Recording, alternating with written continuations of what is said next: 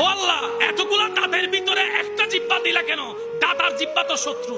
রব বলে যে এতগুলা দাঁতের ভিতরে যেভাবে তুমি জিহ্বাকে বাঁচাই রেখে চলার চেষ্টা করো, এই জিহ্বার কথাগুলাকেও সেভাবে মেপে মেপে বলবা যেন আমার বান্দারা মনে কষ্ট না পায়, আমার বান্দারা মনে কষ্ট না পায়। তুমি যেরকম দাঁতের ব্যথা থেকে তোমার জিহ্বাকে হেফাজত করে রাখো, তুমি যদি তোমার জিহ্বার এই কথাগুলোকে হেফাজত করে রাখো, তোমার যৌনাঙ্গকে হেফাজত করে রাখো, নবীর হাদিস মোতাবেক জান্নাত তোমার জন্য হয়ে যাবে। আমরা বেশিরভাগ মানুষ হাসরের ময়দান আটকে যাব। আপনি, আমি, আমরা সবাই, পুরুষ নারী, মনে রাখবেন আমরা বেশিরভাগ মানুষ হাসরে আটকে যাব শুধু একটা কারণে,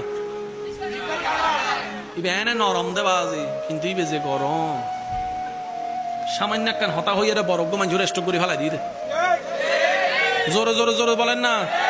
সেজন্য জিহ্বা যার হেফাজত, তার দিন অর্ধেক পরিপূর্ণ হয়ে গেছে।